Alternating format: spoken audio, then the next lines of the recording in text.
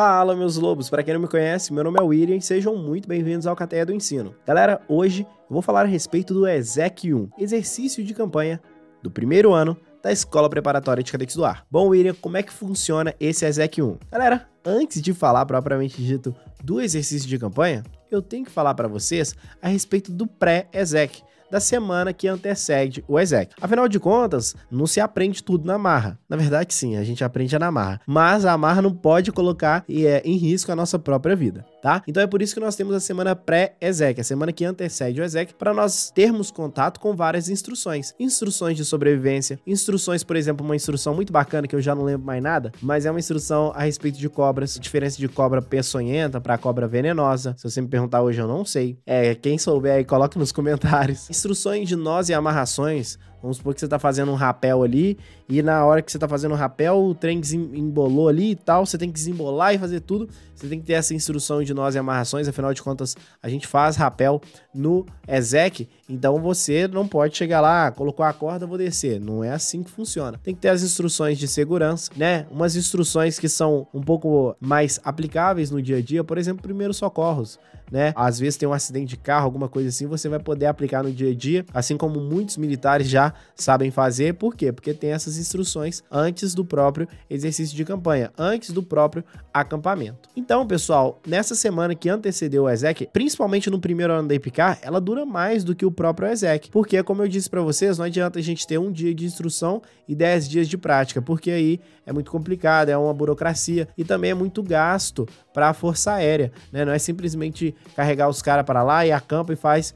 o que der na telha. Não é bem assim. Tem várias pistas lá pra gente cumprir num tempo determinado, lamaçal, etc e tal. Então é muita coisa, é uma logística muito grande pra ter esse acampamento. Então a pessoa não pode ser simplesmente instruída de qualquer jeito. Então nossas instruções lá eram excepcionais, né? Os nossos oficiais, os nossos comandantes sempre traziam pessoas de fora pra brifar a gente, traziam para-SAR, pessoas que trabalhavam com busca e salvamento pra dar essas instruções pra gente. Então foi uma semana bem bacana, apesar que tudo era bem corrido e tudo muito cansativo, porque a gente tinha que carregar a mochila cheia nas costas. Então, como a mochila ficava cheia, ficava muito pesada. Era, sei lá, uns 30 quilos, 40 quilos que você carregava ali nas costas. E não é andando, é correndo de um lado pro outro. Então, são instruções bem desgastantes, né? Tipo, a gente tá lá no auditório, mas a gente até falava que era auditora, porque tora, pra quem não sabe, é uma gíria aí na Força Aérea Brasileira utilizada pra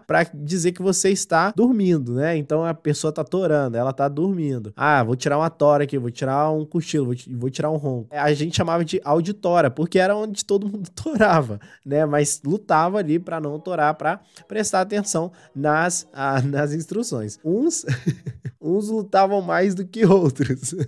Uns lutavam menos, mas enfim, né? Aqui a gente não tá pra fazer julgamento, tá? Cada um sabe do seu cada qual. Então, galera, essa semana do pré-ESEC foi muito bacana. Como eu disse pra vocês, nós tivemos várias instruções e agora eu vou falar propriamente dito do ESEC. Bom, galera, contextualizando. O ESEC 1, em toda a história da EPICAR, no ESEC 1, ou seja, o ESEC do primeiro ano da EPICAR, geralmente a pessoa ia pro acampamento e já voltava. Ela nem pernoitava, ou seja, ela nem dormia lá no acampamento. Então ela ia e voltava no mesmo dia. A turma, né, o esquadrão, o primeiro esquadrão ia 4 horas da manhã, 5 horas da manhã pro acampamento, ficava lá, apagava, polichinelo, abdominal, corrida, tinha umas instruções lá também, instruções de sobrevivência e tudo mais, e já regressava à escola. No nosso ano, teve que ser diferente, né? Porque o Esquadrão Grifo, ele sempre inovou e vem ainda inovando lá na Academia da Força Aérea. Um salve, um grande abraço pra vocês, galera. Então, pessoal, com a turma Grifo, não poderia ser diferente. No primeiro ano, ou seja, no nosso ESEC 1, pasmem, no primeiro ESEC,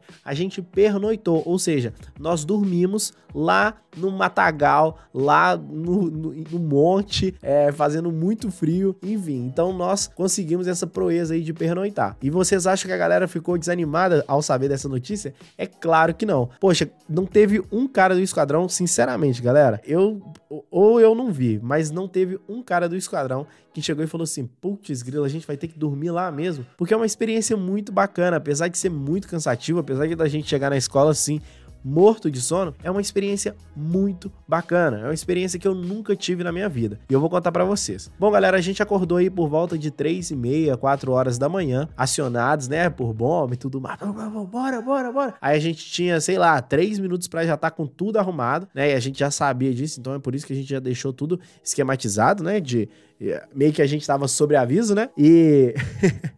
E a gente já, pô, na hora que teve o acionamento, 3h30, 4 horas da manhã, teve cara que nem dormiu direito já pensando só nesse exec. Então, a gente teve esse acionamento e nós nos deslocamos pro acampamento, pra área de acampamento. Mas, galera, nesse deslocamento, não é simplesmente a gente pega um Uber,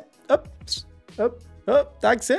Não é simplesmente assim, né, galera? A gente teve que deslocar a pé com aquela mochila que eu falei pra vocês, que pesa por volta de 30, 40 quilos.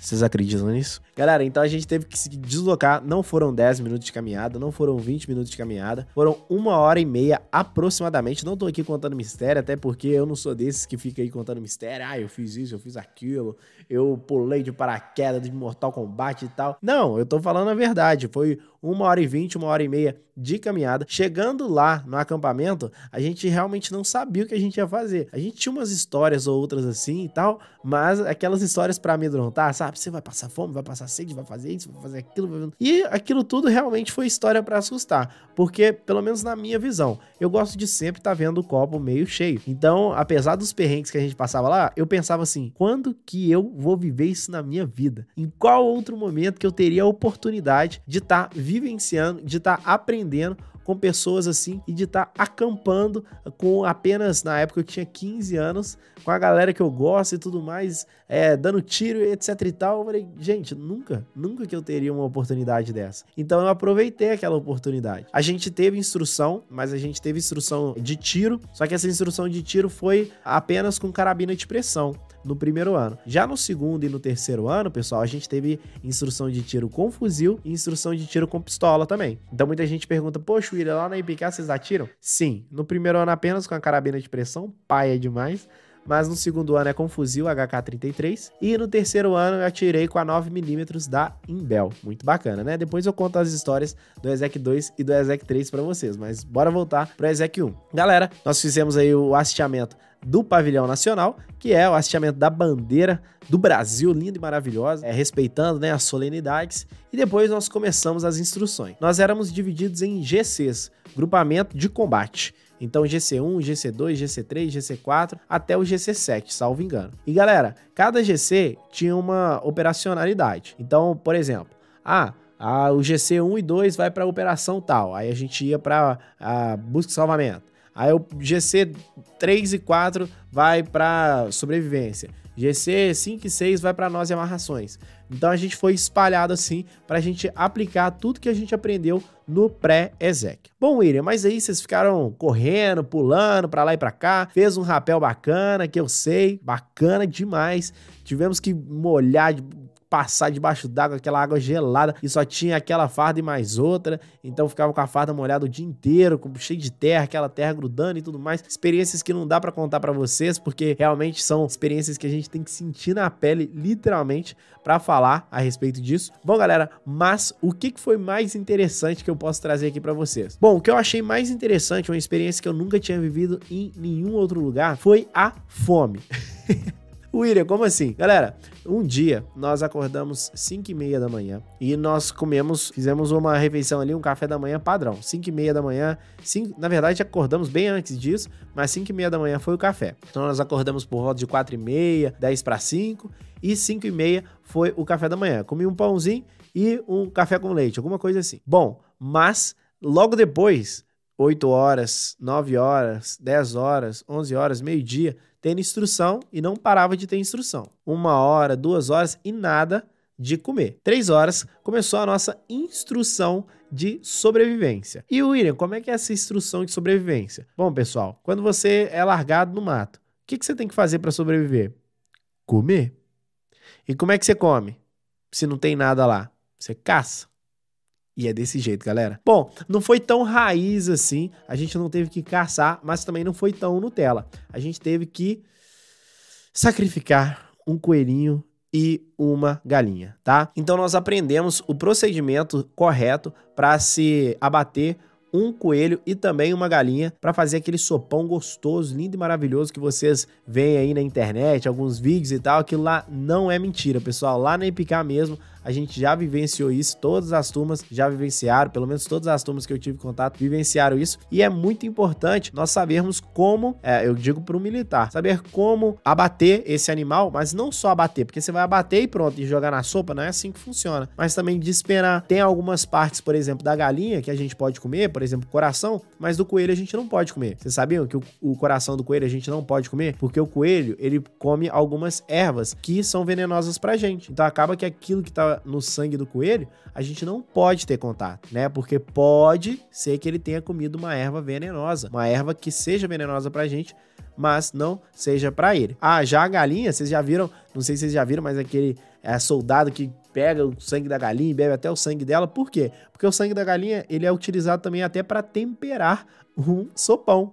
Pasmem, pessoal. Então, a realidade, pessoal, é que nós tivemos uma instrução maravilhosa, eu gostei demais. É fumo ter que abater os animais assim, mas não foi todo mundo que teve que fazer isso, é um ou outro ali que teve que aplicar, um ou outro voluntário ali, mas eu ajudei também a limpar a galinha, fazer o procedimento para despenar ela e limpar ela tudo bonitinho. Se você fizer um negocinho errado, você já pode estourar, por exemplo, o estômago e sai aquelas fezes, né, o intestino e tudo mais, sai aquelas fezes para lá e para cá e não vai ficar muito legal, a carne não vai ficar saborosa. Então o que a gente tem que fazer? Tomar muito cuidado ao limpar o animal, e é muito bacana a gente ter contato com essa experiência, porque aí a gente começa a dar mais valor até mesmo pro alimento que nós comemos. Então eu fui me alimentar, era por volta de 3h30, 4 horas da tarde, sendo que minha última refeição tinha sido 5h30, e mesmo assim eu não saí de lá bolado, não saí de lá chateado, magoado ou algo do tipo. Eu saí de lá engrandecido, ou pelo menos extasiado, feliz, realizado, porque foi uma experiência maravilhosa. Essa foi uma das experiências mais incríveis que eu tive na minha vida,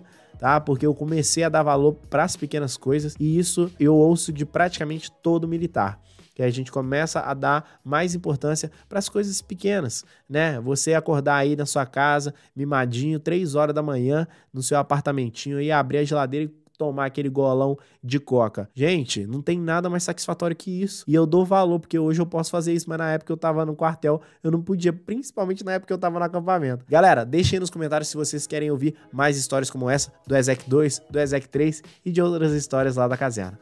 Um beijo, um abraço e até a próxima.